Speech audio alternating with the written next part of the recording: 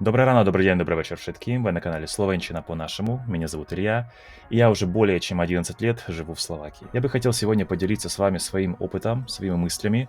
За это видео вы переживете то, что я пережил за 11 лет. Сразу скажу, это не будет видео плюсы и минусы Словакии, которые вы видели сотнями, тысячами в интернете. Это будет личный опыт, который не обязательно будет связан с вами, и не обязательно вы его получите. В этом видео вы узнаете, возможно, себя, а возможно не узнаете, потому что это не будет связано с вами, если вы приехали позже или раньше, чем я.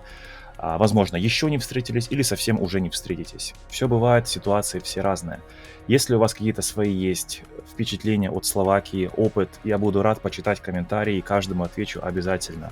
Это видео индивидуального опыта каждого, и я не против этим поделиться. Поэтому это видео сегодняшнее будет в таком ключе. Также я его записываю в честь 4-летия канала и в честь своего дня рождения. Надеюсь, будет интересно.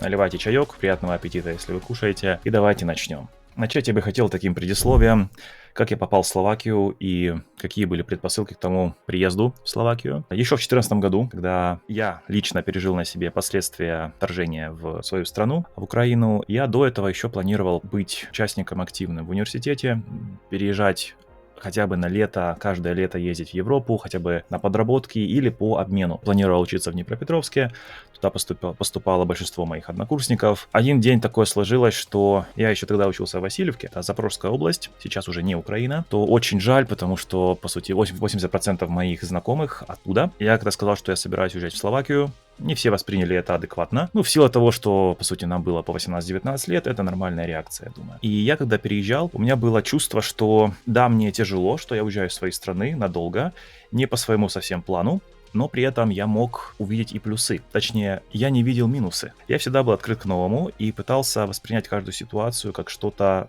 интересное, что-то познавательное. И да, конечно, было тяжело. Я переживал за Украину. Всегда был и остаюсь українцем, незважаючи на те, що розмовляю російською мовою. Словацкий язык стал моим вторым языком, родным после украинского. Ну и вот, резкая моя смена планов из-за этого всего нарушила учебу в Днепропетровске, я переехал в Словакию. Я приехал в Банскую Бистрицу, год я учил язык, подавался в университеты и узнавал Словакию. После этого я поступил в университет в Кошице, закончил его успешно за 6 лет, которые я должен был учиться. И после этого я уехал на год в Австрию. Попробовать работать по специальности ветеринаром. Понимал, нужно ли мне это или нет. Я там работал с австрийцами и с украинцами, часто помогал и бесплатно, когда вот это уже был 22 год, когда многие украинцы переезжали.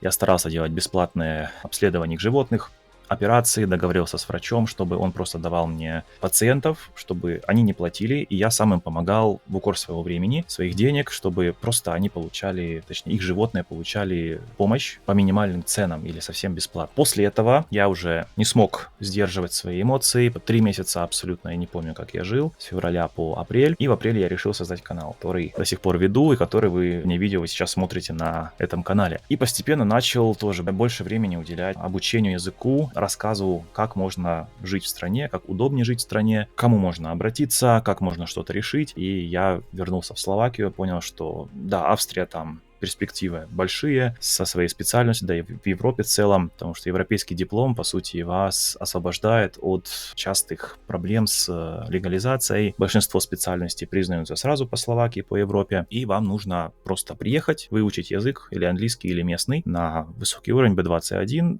и работать. Я сдал экзамены языковые в Австрии, и я мог там остаться, но решил вернуться в Словакию и уделять время на 100% обучению других людей словацкому языку и в целом помощи в Словакии просто как жить, как адаптироваться, что куда, что у кого спросить, как легализировать свои документы и так далее. Часто я помогаю просто на своих курсах, когда мы разговариваем о какой-то теме, полиция, например, да, я показываю, как заполнить заявку на полицию, что нужно писать, что лучше не писать, потом, как поступить в университеты. Мои студенты, кто на индивидуальном, часто советую им, какой университет выбрать, сколько приглашек подавать, когда подавать и так дальше. Мне это не сложно абсолютно. Я не агентство, которое занимается этими делами. Если, конечно, заявок будет больше, я подумаю, как это можно больше масштабировать, но моя единственная и самая важная деятельность — это обучение словацкому языку. Если хотите, все ссылки в описании, внизу можете присоединяться и начинать учить словацкий язык. А теперь давайте разберем мои 11 мыслей, 11 предложений, 11 умозаключений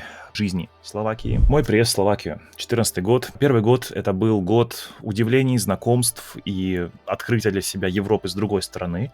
До этого я тоже посещал Европу. Я был в туре за 2 недели по разным странам Европы. И тогда эта туристическая Европа показалась мне чем-то... Ну, знаете, как заходите в магазин с новой там техникой, с новой мебелью, и вот такой запах нового. Вот как будто бы это был такое чувство, когда приезжаешь в страну, в город, и тебе кажется все не то чтобы идеальным, очень часто такое мнение, которое не совсем правдивое, но достаточно непривычным и как будто бы чистым, красивым одновременно. Но с другой стороны, если углубляться, например, мы проезжали через Венгрию, отель, например, да, с внешней стороны выглядит отлично. И это очень хорошее сравнение и с Европой. Внешне отлично, все говорят про это, супер, но когда начинаешь этим пользоваться, не все такое приятное. Где-то неправильно там шкаф прикручен, где-то двери шатаются, где-то скрипят, где-то вода плохо течет. И вот эти все моментики, это как раз тот переход от туриста в настоящего жителя. Потом дальше все года уже это такое, или свыкаетесь с этим, или вы, скорее всего, переезжаете в другую страну.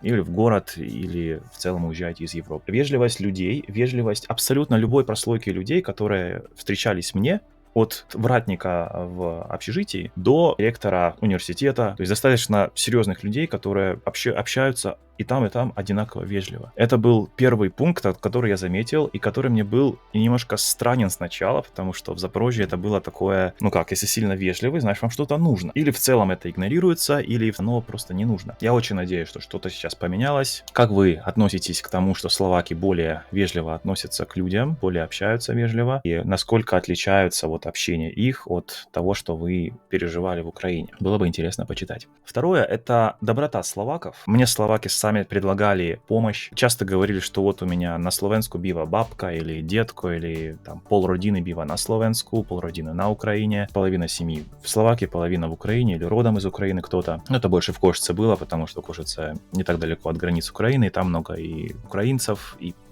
словаков и русинов, тоже отдельная нация. И все эти люди, которые мне встречались, они всегда были чисты. Самое прямое слово — это чистые люди. То есть не было такого какого-то двойного дна в основе своей. Особенно все года, когда я приезжал, когда еще в Словакии только-только, кстати, 10 лет, когда они вступили в Европейский Союз в 2004 году, в 2009 они кроны словацкие поменяли на евро. Поэтому для них это тоже было что-то в новинку. И в целом словаки по своему менталитету, они достаточно такие традиционные люди. Открытые, честные, простые. Ну и, конечно же, второй пункт сразу после приезда — это язык. Язык, тут я, наверное, вас удивлю, но он не казался мне ни простым, ни сложным. Это было что-то такое, что славянский язык вроде бы подобный, но не считал это тем, что язык учить не нужно. Часто говорят, что зачем я буду учить словацкий язык, это же по сути как украинский, я знаю украинский, мне достаточно. Давайте проведем тест. Возможно, кто-то из вас не знает словацкий язык сейчас. И я вам скажу несколько предложений. Вы поняли эти предложения или нет?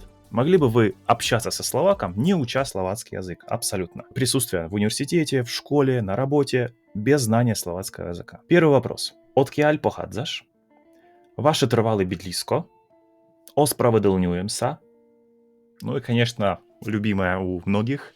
Máte úžasnú tvár. Сколько предложений из этого списка вы поняли? Прям на 100%. И теперь другие предложения. Тоже будут на словацком. Где живете? Koľko máte rokov?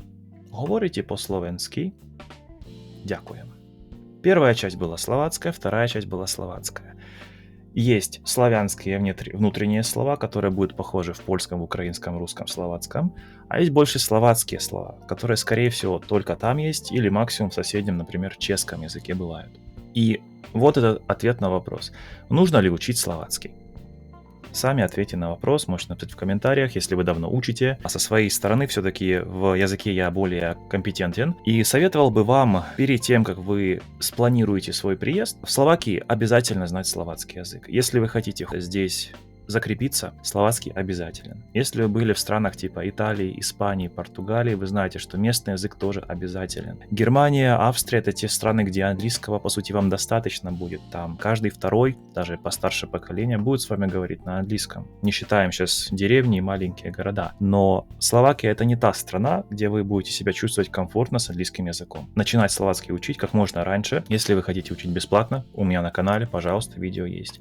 Если хотите онлайн, быстро, со мной лично, пожалуйста, в Телеграме у меня наборы проходят. Так как язык — это самое некомфортное место, та ступень, которую нужно быстро перешагнуть, чтобы дальше все было более плавно, как в горку вы идете. Что у вас не была дорога вот такая, да, по кочкам, чтобы вы не шли. Каждая коммуникация со словаком вам будет приносить негатив. А этот негатив будет подсознательно закрепляться. Если мы его уберем, вы сможете спокойно принимать все, что вы воспринимаете новое, более мягко, привычно, обычно и стремиться к чему-то. Как бы вы ни говорили, но без языка очень сложно. Не считаем сейчас узкие специальные профессии или те, которые работают онлайн, IT направления, да, там не нужно особо словацкий знать. Понятно, словаки тоже редко используют словацкий язык в IT-сфере, но большинство людей, вот кто меня смотрит, не все вы из IT-сферы, не все вы работаете онлайн. Все-таки в жизни и в личной жизни, в общественной вам очень нужен будет словацкий язык. И маленький секрет, словаки открываются на словацком языке по-другому, чем на английском языке. И этот ваш лайфхак, когда вы знаете его язык, увидите, сам словак будет к вам тянуться. И продолжим тему языков обучением в Словакии. Обучение в Словакии — это та сфера, когда резко переворачивается понимание о обучении в Украине, в странах СНГ и Европе. Даже в Словакии. Словакия относится к системе европейского образования, хоть она и недавно здесь, но все-таки требования и сами люди, они поднимают образование и сферу обучения выше, как минимум они стараются. Мы сейчас не говорим про законы политиков, которые стараются на этом сэкономить, я говорю сейчас про людей, которые основывают все обучение в Словакии, университеты, школы. Это люди, которые живут знаниями, наукой, и они хотят дать знания. И они очень чтут и рады, когда студенты, молодежь интересуются этими их знаниями. То есть они стремятся тоже к этому. Если один мотивирован, то и этот преподаватель тоже будет мотивирован. Я лично ни разу не встречал ни одного преподавателя в университете, который бы мне отказал в дополнительных часах. В университетах так принято, что вы, если чего-то не понимаете, вы спросите спокойно профессора или учителя, могу ли я прийти на консультаційні години. Я лично ни разу не встретился с отказом. Нас двое было украинцев, все остальные были словаки. Эти консультаційні годины, они бесплатные, они созданы для того, чтобы вы просто поняли материал. Тут простое правило, запомните, обучение в Словакии. Или вы учите и сдаете, или вы не учите и не сдаете. Ничего между этого нет. То достоинство учителей, профессоров, доцентов — это их лицо. Если они выпустят человека, который ничего не понимает в своей специальности, или что говорит, или ничего не знает, это же не этого человека обижает, а самих преподавателей. Насчет вылетов. Я очень много слышал, что украинцы, которые поступили в 22-23 год, через полгода повылетали из университетов. И из-за незнания словацкого языка, потому что думали, что язык это так просто, вроде украинский, все понятно. Но действительно, когда вы берете бытовой словацкий, когда вы там «Агой, добрый день», «Довидения», это просто. Но когда вы откроете книгу специальную по любому предмету, и там будет специальная лексика, бытовую, вы узнаете, а то, что нужно выучить, вы не узнаете. Потому что у вас нет смысла, нету связи этих слов, вы не понимаете, как их соединять. И на этом много людей падает. Я думаю, все знаете, как у нас учатся, можно не учиться и при этом закончить. Здесь так не работает. Я за 6 лет обучения ни разу не слышал ни об одном случае, когда кто-то закончил, не уча. У нас на потоке было 180 человек, закончило 100, может быть 110. И то благодаря ковиду, благодаря тому, что 1,5 года учились онлайн и позволялось больше, если бы не было карантина. Когда вы поступаете в университет, если, например, через агентство вы поступаете, вам говорят, что вот вы поступите через нас и все будет хорошо. Запомните, поступить — это самое простое. Примерно со 2 недели сентября, когда все начинают идти в университет, начинается самое сложное. Сложность в том, что часто родители не присутствуют. Не все студенты, первокурсники, и словаки тоже, словаки они более в теме своей системы образования, а вот приезжие, они не все понимают серьезность. Не все понимают, что нужно сразу же с сентября, максимум с октября, хорошо, начинать учиться и интересоваться всем, что происходит в университете. И как раз к ноябрю, отдыхаем, нужно начинать учиться, уже дают зачеты. А вы уже должны знать то, что вы учили. А в декабре первая сессия. Поэтому, если у вас не было конспектов, не было готовности учиться с первых же дней, получается, что какие результаты? Не сдаются экзамены и спокойно исключают из университета. При этом учиться в Европе, это считается крутым. Тут нет такого понимания, что вы учитесь, и на вас как-то странно смотрят. Я учился в университете, где больше время именно обучению. Большинство словаков не работали, потому что, если родители здесь, зачем им работать?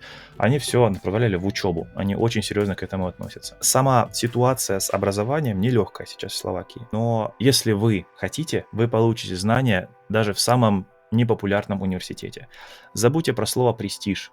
Престижный университет, престижный вуз. Вам бумажка из определенного университета не откроет дорогу в светлое будущее. Вам откроет дорогу в светлое будущее ваша голова, не бумажка. Можно, как и в Нитре, как в Тренчине, в Тернаве, в маленьких городах выучиться, получить диплом, знать несколько языков, побывать в разных странах. Или Братиславу закончить, Каменского университет, и не получить никакую работу. От вас зависит, запомните.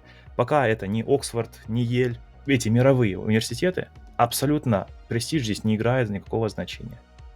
Вы единственный отвечаете за свой будущий престиж, свои будущие знания. К этой мысли советую прислушаться и поговорить с собой. Расскажу про возможности, как раз связано с темой университетов, да и средних школ тоже. Когда я учился в университете, я 1 год жил в Испании, потому что каждый университет в Словакии позволяет учиться по обмену полгода, год или даже 2 года в университетах, которые соединены с вашей специальностью, с вашим отбором. Я не ехал туда ради отдыха какого-то или ради тусовок, хотя большинство эразмусов тоже такое мнение имеют, что на Erasmus едут для того, чтобы просто отдохнуть. В Турцию много едет, в Грецию, в Испанию, в Италию. Мало кто едет именно учиться. Кто едет учиться, обычно идут в Чехию. Чехия, Словакия — это 2 страны, которые все еще считаются одной страной в головах многих словаков и чехов. И при этом, используя эти возможности, вы можете расширить кругозор, узнать новых людей, потому что не только ж вы приедете из Словакии в Чехию, но и в Чехию приедут другие национальности.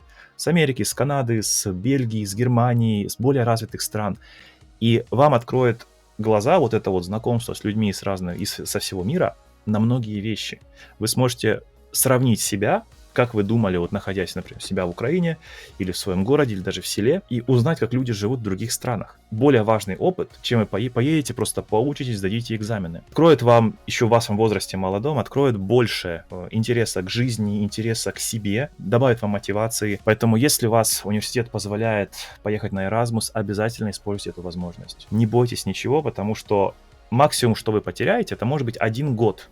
И то, мне все мои знакомые, все мои друзья, которые говорили, что я еду в Испанию, а вдруг они не поехали со мной из-за того, что боялись остаться в медзирочнику, то есть повторять год. Я приехал из Испании, у меня была половина несданных экзаменов в силу того, что язык все-таки не словацкий, да, и что-то можно было не сдать.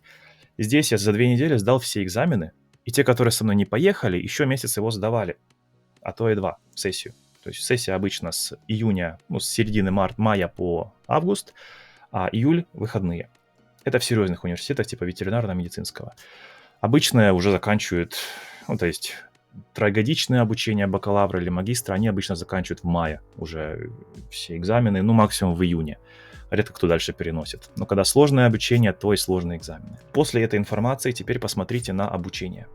Что вы хотите от того, что вы поступаете в Словакию?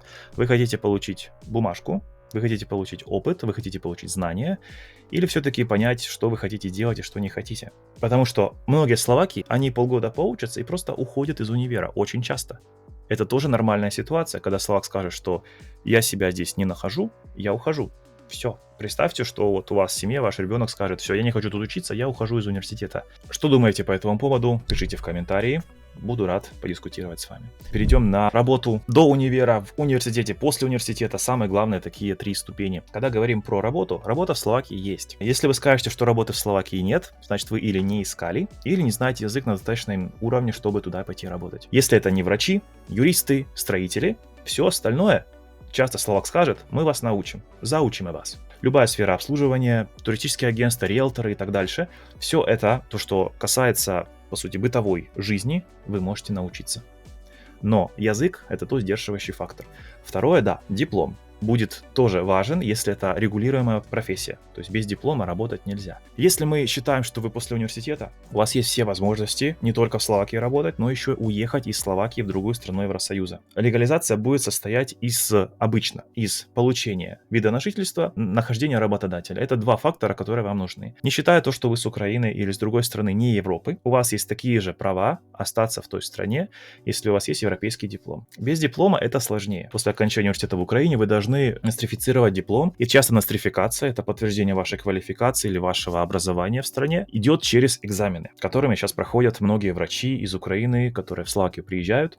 Некоторые мои студенты, тоже стоматологи, врачи, они получают возможность подтвердить свои знания на экзамене, конечно, на словацком языке. Это не так сложно, как в Германии, например, или в Венгрии, где венгерский и немецкий язык не самые простые языки после словацкого языка. И эти правила, они работают практически в каждой стране Евросоюза, но не все профессии подлежат этой нострификации. Нострификация, она-то автоматически будет, потому что европейский диплом у вас, но возможность работать, там уже разные требования. Если вы врач человеческий, скорее всего, нужно как-то доучиться. Или сдать экзамен, или доучиться год-два. Второе, если вы, например, юрист, потому что законы Словакии — это одни законы, не считаем, что это европейские. Если мы не говорим про международное право, все-таки, если юрист Словакии, он знает словацкие законы, он вам не поможет с законами другой страны. Не все могут спокойно работать после получения диплома в Словакии. Все ситуации индивидуальные, но большинство специальностей просто приехали, показали свой диплом, договорились с работодателем и получаете вид на жительство. Вид на жительство вы получаете на основе чего-то. На основе работы, но чтобы получить, например, синюю карту, это карта специалистов, вы должны знать язык. Часто этот язык местный или хотя бы английский. Но имейте в виду, это язык B2, C1. Ну и расскажу про то, как я работал в Словакии. Моя работа первая была в первый же год жизни в Словакии, в Банской Быстрице. Я пошел играть на гитаре на улицу. Знания языка требовались высокие на самые простые специальности типа официанта, бармена и так дальше. И почему-то я не считал, что это то место, куда я должен идти прям сразу, вот потому что денег нет. Я тогда начинал играть на гитаре, где-то год я уже играл. Я просто после курсов языковых сразу 3, 4, 5 часов в день играл на гитаре. Практиковал, и уже вот с сентября приехал в 2014 году, и уже где-то в марте, апрель я пошел играть на улицу. Словацкие песни, которые я учил сам, смотрел, пытался их воспроизводить максимально подобно. Английские, украинские, все абсолютно, которые мог сыграть, мог спеть. И людям это нравилось. Хотя Банская Быстрица — это небольшой город, культуру там любят, музыку там любят тоже. И мне получалось зарабатывать, как на обычной работе, при этом играя только по выходным, потому что в течение недели я учился на курсах. Поэтому я выбрал такой путь. Хотя я и достаточно был закрытый, но вы в чужой стране, и идете на улицу играть, вы не понимаете, что вам могут сказать и так дальше. Были ситуации, что ко мне пришел мужчина, предложил вина попить. Прям со стаканом приходит, такой, чуть-чуть уже под вином. Были такие, что просто стояли, смотрели, подпевали. Один раз меня даже сфотографировали, потому что девочка была из Петербурга, по-моему, тоже узнала, что я играю Radiohead Creep, говорила, что мы играли в компании. Это было интересно, и я потом это несколько раз еще и делал, когда переехал в Кошице. Когда нам, конечно, уже подрабатывал на других работах, типа промо-акции, это раздавать листовки. Также, возможно, кто видел такие четырехколесные велосипеды, если найду фотографию, прикреплю. Вы просто катаетесь по городу с рекламой. Все. И как раз во время этой работы, это была отличная работа, потому что никто вас особо не трогает, вы просто катаетесь. Я брал книги, все тесты, зачеты, которые нужно было делать, я их читал. И я научился все время, которое я вне университета, использовать максимально в тех местах, где можно было этого не делать. То есть я бы просто мог кататься, там смотреть видосики, смотреть фильмы. Для чего? Для того, чтобы я не пересдавал еще раз и смог заработать еще деньги. Иначе, если я не выучу, я пойду на пересдачу, а пересдача — это время. Следующая моя работа — это подработка на свадьбах. Я практически все свое обучение в Кошице я подрабатывал на свадьбах, и каждую свадьбу я брал с собой какие-то книги. Свадьбы были разные, от 30 до 200 людей, но примерно все одно и то же. Когда все трезвые, внимания нужно больше. Когда уже к 11-12 подходит, уровень веселости повышается и уровень контроля понижается. Вы можете больше использовать время для себя. В час ночи, в 2 ночи играет «Ой, на горе два дуби», или «Здесь и вчера был», кто знает, тот знает. А я читаю анатомию, физиологию, подфизиологию, и мне это просто упрощало потом мою жизнь, потому что я почитал, поучил, что-то запомнил. Конечно, интересный вопрос насчет денег. Можно заработать. Студентам мне лично было достаточно, это, конечно, было давно,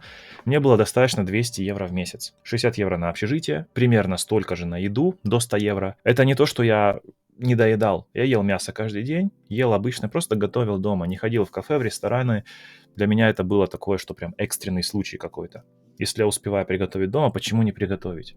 Иначе эти 200 евро бы только тратил на рестораны и кафе, да, все-таки тогда это было дороговато для студента. А так мне хватало на все, и даже немножко там оставалось иногда отложить. Сейчас немножко цены повыше, около 300-350 евро, потому что поднялись цены на общежитие, обычно это 80-100 евро в среднем, где-то меньше, где-то больше. И на еду тоже около 100 евро получится. 120-130 может быть. Видео по службам, по акциям, кто не смотрел, посмотрите, как это делать. Чтобы вы не говорили, что я трачу 1000 евро на человека в месяц на еду, как это ты тратишь 250, да? Словакия — это страна Евросоюза, и она дает вам возможности, это факт. Если правильно использовать возможности, вы спокойно тут добьетесь того, чего хотите, а возможно даже и больше. Если вам не понравилось Словакии, но вы здесь укоренились, вы нашли знакомства, людей, вы, скорее всего, тоже получите дальше опыт, который вас подвинет еще дальше. Часто словаки уезжают в Германию на подработки, в Голландию на подработки. И вот если вы знаете людей, которые знают людей, которые знают людей, вы также можете туда же и поехать. Не бойтесь настраивать связи между словаками. Они вам помогут в этом. Потому что если вы сами по себе не желаете принимать какие-то новые их привычки, потом вы сам за себя. Зарплаты в Словакии начинаются, если возьмем в чистом, от 700 евро до в среднем, если хороший специалист, 2-3 тысяч евро. Но по сути, если вы даже пойдете строителем обычно, если у вас руки умеют работать, у вас будут деньги. Перейдем давайте к менталитету словаков. В Банской Быстрице год я жил, вроде бы чужие люди, абсолютно, говорят на чужом языке. Чужая страна, чужой город. Все абсолютно по-другому. И мне было приятнее там, чем у себя в родном городе. А насчет менталитета очень важно, чтобы вы умели принимать что-то новое. Не брали как что-то правильное, да, вот вы неправильно жили, а это правильно. Нет, не про это говорю. Про то, что люди не обязаны жить как вы, и вы не обязаны жить как люди. Но если вы приехали в чужую страну, вы гость, помните. Я до сих пор себя воспринимаю гостем в этой стране. Хотя, по сути, я уже гражданин Словакии. Но имеем в виду то, что уважение, культура начинается тоже с себя. Вы должны уважать чужую культуру. Они могут вам делать замечания, когда они видят, что ваше поведение отличается от общепринятого поведения в Словакии. Между словаков. Заметили, словаки не такие громкие, они тихие, спокойные, честные. То, что для нас нормально, в 9 часов пойти гулять по городу во вторник. То они уже спят во вторник в 9 часов. Даже в Братиславе. Это пустые города будут абсолютно везде. А для нас это нормально. Пойти посидеть на лавочке, например, в 10 вечера. Но обычно это наш менталитет. То же самое, кричать или шуметь дома в квартире. У них это не сильно принято. Если все нормально в семье, например, да, с людьми, то они тихо себя ведут. Очень. Они стараются тоже чистоплотные достаточно, они убирают после себя. Да, в некоторых районах грязно все еще, там бутылки лежат, банки и так дальше. Во-первых, сейчас эти банки и бутылки уже стоят денег, поэтому все абсолютно почищено. Это огромный плюс. Во-вторых, что просто словаки со временем начали понимать, в чем смысл убирать за собой, не мусорить. И у них связь сильная с природой, с Татрами и с тем местом, где они живут, свое околе. То, как я живу сейчас, в таком же месте будут жить потом их дети. А они очень семейные люди, словаки. Для них семья чаще главнее, чем работа. Если вы хотите в субботу-воскресенье встретиться со словаком по работе или с коллегой тоже что-то обсудить, даже просто за чашей кофе, он может вам сказать, что «извини, я со своей семьей». И это абсолютно нормальный ответ. Их личные границы. И тоже, что они не нарушают ваши границы. Я очень сомневаюсь, что вам в субботу-воскресенье кто-то из ваших шефов, коллег может написать именно по работе. Исключаем ситуации, когда вы работаете и в субботу-воскресенье, да, конечно, там ночные смены и так дальше, это все понятно, но в большинстве случаев некоторые даже с таким не встретятся никогда, потому что это ваше время, и они это понимают. И с этим, к сожалению, связан момент, когда вот вы работаете со словаками, и они вас не хотят особо научить словацкому языку. Не из-за того, что не хотят, что им там неприятно или что-то, просто они не хотят нарушать ваши границы. И они могут это воспринимать, как будто они вас нравоучают, да, или как вот нужно так говорить, не говори вот так, как будто они ругают кого-то, и для них это не всегда привычно. Это привычно для учителя. То есть не говорите «сом працуем», я вас буду исправлять, конечно, но это моя обязанность. Словак, который с вами работает, не обязан это делать. Он вас понял, все отлично. Но то, что вы сказали неправильно, вы можете даже не узнать. Потому что словаки считают, что это ваше пространство, и зачем я буду нарушать. Как бы у меня нет полномочий, как будто бы. Вот часто встречал такое мнение, что слова какие-то медленные, они не спешат, не считают свое время, просто вот расслабляются, где только можно. Я вам скажу, что вы еще не были в Испании. А если вы были в Испании, вы понимаете, что расслабляться можно намного больше и намного сильнее отдыхать, чем словаки.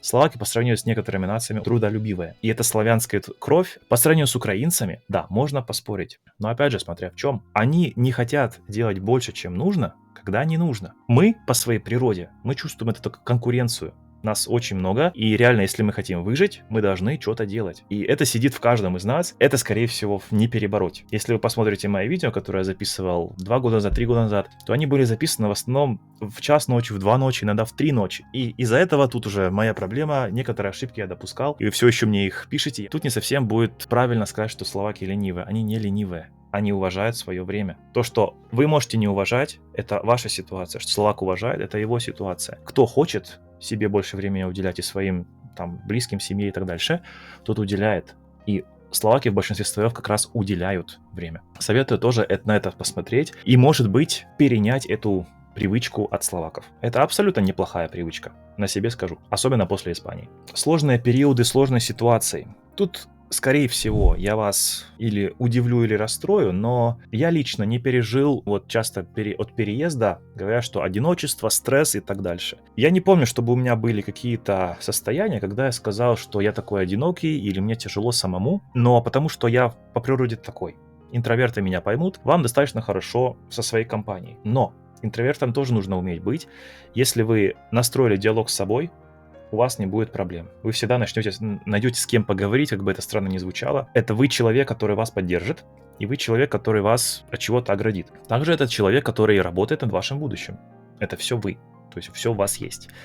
Поэтому с моей стороны интроверты имеют большую силу, потому что хоть и человек это социальное создание, но все-таки никто за вас в большинстве случаев не решит вопросы. Только вы. Через свой опыт, иногда неудачный опыт. Неудачные попытки — это цудзинская полиция. Полиция по делам иностранцев. Вот там все самые негативы возникали, когда документа не хватало, или один полицейский сказал, что вот вы не можете сегодня подать. А если немножко поспрашивать, оказывается, можно подать. Просто приходит кто-то постарше, читаем закон, все можно, оказывается, сделать. Насколько вы не боитесь нового, не говорю сложностей, потому что сложности будет всегда. Жизнь сложная вообще в целом, неважно, где вы находитесь, но ваша задача делать все для того, чтобы она показалась немножко проще. И чтобы она показалась проще, это уже следующий пункт. Это ваше увлечение, ваше хобби. Тем, чем вы хотели заниматься, занимаетесь или планируете заниматься, не теряйте. Когда вы переезжаете в новую среду, не обязательно страну, переехав в Словакию, я сразу же нашел группу капуэры. Капуэрой занимался уже 5 лет на тот момент. Нашел группу, которая в Банской Бистрице занималась. Капуэра в Шумаре, привет. Сработал фактор 2 в 1. Есть дело, которое вы любите, которого вы не боитесь и которое вас интересует. Есть новая страна, люди, новый язык.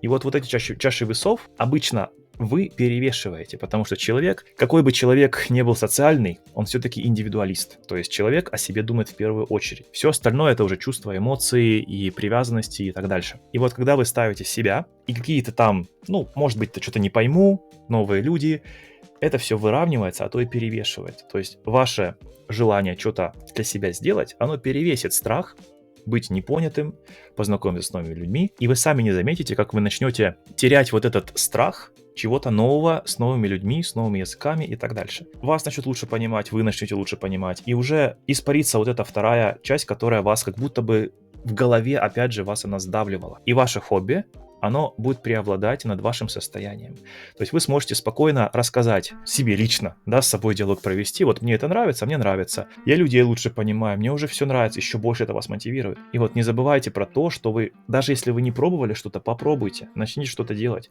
Если вы что-то делали, продолжите это здесь. Это тем, что я пользовался, и музыка, и капуэра. Это 2 момента, которые мне помогали говорить, не используя, по сути, словацкий язык. Но я учился. Потому что спорт, там, по сути, говорит тело. Музыка говорит голос песни. Это все международные языки. и вы их используете. Если вы что-то умеете уже, используйте это. Путешествие по Словакии, по Европе. Я об этом уже делал видео. Добавлю пару фактов. Сейчас очень много новых маршрутов, причем за десятки евро. 10-20 евро. Один рюкзак взяли, на 2 дня полетели, в хостеле живете, спокойно, это по сути 100 евро, вы увидели одну страну, а то и 2. Если вы едете с Украины куда-то в Европу, это дорого стоит. Те, кто живут в Братиславе, вы прямо с Братиславы можете лететь. Или поехать в Вену и с Вены улететь. Будапешт тоже недалеко. С Будапешта, с Праги. Посетить Прагу и с Праги полететь дальше. Просто в какие-то дни отдыха от университета. В конце января, например, перед началом семестра. Напишите свои истории, как вы куда-то ездили, летали, когда вы были студентом, работником, как вы летаете сейчас, куда вы ездите. В Словакии тоже есть очень много красивых мест. В Словакии есть паспорт замков, и там Словакия едет по замкам, по Словакии, и в каждом замке им ставят печать, что они посетили замок. Татры, если вы любите туристику тоже. Татры, высокие Татры, низкие Татры, постоянно туда ходят. Большинство словаков, да пока они могут ходить, они ходят на вилеты, в горы, в леса, собирать ягоды, грибы. Каждую осень это традиция собрать грибы, сфотографировать, похвастаться. Каждое лето это Татры, туристика, вилеты. На плеса сходить, покупаться в озере где-то. Это все то, что они привычно делают. Выводы. Стоит ли ехать в Словакию? Или не стоит, плюсы и минусы, об этом я вам не скажу. Каждый строит свою дорогу. Используя возможности, вы можете добиться многого. Если вы хотите, Европа вам даст эти возможности. Если вы не хотите, вам им перед лицом их поставят, так получилось, что вы не захотели их использовать. Я абсолютно согласен, что Словакия это идеальное место для начала. Если вы в достаточной мере себя позволите изменить, в хорошем смысле, то не только для начала эта страна хороша. Это не идеальная страна. Кто разбирается немножко в геополитическом состоянии Словакии на 26 год, вы понимаете, что сейчас одно из самых непростых времен, даже во время ковида было проще. Это все-таки Европа. Здесь нет такого, что очень долго что-то не меняется или руководит одна сторона и так дальше. Изменения здесь будут, и они чувствуются. Очень часто говорю, начните с себя. Если вы видите, что там идете на пробежку и в парке, в котором вы гуляете, намусорено, уберите пару бутылок. Выбросите пару фантиков. Если это сделает каждый, кто там пройдет, через 2-3 дня парк будет чистый. Если это никто не сделает, 2-3 дня все будут говорить, как грязно в парке. Конечно, это компетентные органы должны этим заниматься, но также в этом могут помогать и люди. И мои путешествия тоже. Я жил не только в Австрии, в Испании, я так или иначе задерживался. И скажу, что идеальной страны нет. Если вы будете гнаться за идеальной страной, так вы переживете большинство стран, так и не найти ничего для себя. Старайтесь воспринимать жизнь в стране как человека, с которым вы познакомились. Вот, например, кто-то вам понравился, и там, может быть, возникнет любовь или нет. Так и здесь. То есть есть какие-то моменты, с которыми вы можете смириться, а с которыми нет. Есть моменты, с которыми вы не можете смириться. Вот в Словакии после 9 никого нет на улицах. Все, мне не подходит, я уезжаю. И с другой стороны, если поедете в Испанию, после 9 там весь город оживает, вы заснуть не можете, все, вам это не подошло, вы уезжаете. Безопасность, туристы, язык, все это факторы, которые влияют на решение, на индивидуальное решение каждого. Какой вывод у вас будет, это ваш личный вывод. Я буду очень рад почитать ваши выводы в таком подобном ключе. Возможно, я даже сниму еще одно видео на основе ваших впечатлений, опыта, не только из Словакии. Если вы жили в других странах, пожалуйста, напишите, поговорим об этом. Это очень интересная тема, как происходит адаптация у каждого человека в разном возрасте, потому что я вам описал свой возраст. Когда я приехал, по сути, тинейджером, дожил до зрелого возраста, и можно сказать, что я все еще ищу свой путь. Я не закончил свое развитие, я развиваюсь до сих пор, я ищу в себе что-то новое, и новые интересы, новые хобби, новые открытия для себя делаю, и, возможно, это и есть смысл жизни. Когда вы живете, вы чувствуете жизнь, вы открываете для себя что-то новое, и не сосредотачивайтесь на проблемах, особенно на прошлом. Когда вы смотрите, что если бы я сделал вот так, если бы я сделал вот так, если бы вы сделали вот так, вы бы здесь не были. Но вы сделали так, и вы здесь находитесь. И это единственный правильный путь, который сейчас у вас есть. Если вы будете сожалеть, печалиться, грустить, да, то оно вас будет тянуть назад. Пробуйте продвигаться вперед, и несмотря ни на что, стараться слушать себя, это очень важно. И по сути можно сказать, что я изменился сильнее, чем я ожидал. Приезжая в Словакию, я даже не чувствовал какой-то индивидуальность, что ли, Словакии, а ее создали люди, окружение, которое мне рассказало, как это здесь работает, как это здесь живет и как можно жить по-другому. Тот же опыт я перенимал, когда я поехал в Испанию, когда я поехал в Австрию. Испанская расслабленность, австрийская точность и серьезность, словацкое добродушие и чистота Это те качества, которые я перенял. И отчасти можно им благодарить за то, що ви смотрите це відео теж. І все-таки моє українське коріння також впливає на мою працю, сколько я делаю для вас и сколько я хочу делать дальше. Не только ради того, что ради кого-то, но в целом ради, во-первых, себя, потому что этим я показываю, что я не зря переживал все эти 11 лет, проживал их, и мне несложно поделиться этим. Если у меня были такие ресурсы для этого, я бы, возможно, по-другому что-то делал. Теперь я вам рассказываю то, как можно предотвратить такие ситуации, как можно правильно как-то поступить, более правильно. Если вы не уверены в себе, недовольны с собой или несчастливы с собой, то как вы можете кого-то другого сделать счастливым? Это все. Жду ваши комментарии. Я надеюсь, вам это видео понравилось. Если вы хотите больше таких разговорных видео, пишите об этом. Можно сказать, что это мой подкаст о моей жизни, моей практически полжизни в Словакии, которую я провел с удовольствием и продолжаю здесь жить, учить вас. Каждый день вы думаете, что это всего лишь один комментарий, когда вы напишите спасибо за видео или я благодарен, но это на самом деле каждый раз до сих пор, сколько бы я ни выпустил видео, сколько людей бы я не научил, меня это радует, что я смог сделать хоть немножко жизнь вашу проще здесь, в Словакии или в Европе в целом. Всем спасибо, дякуем všetkým, prajem вам všetko najlepšie, не к народенинам, не к дню рождения, но в целом в жизни, и увидимся в следующем видео. Ahojte, majte sa.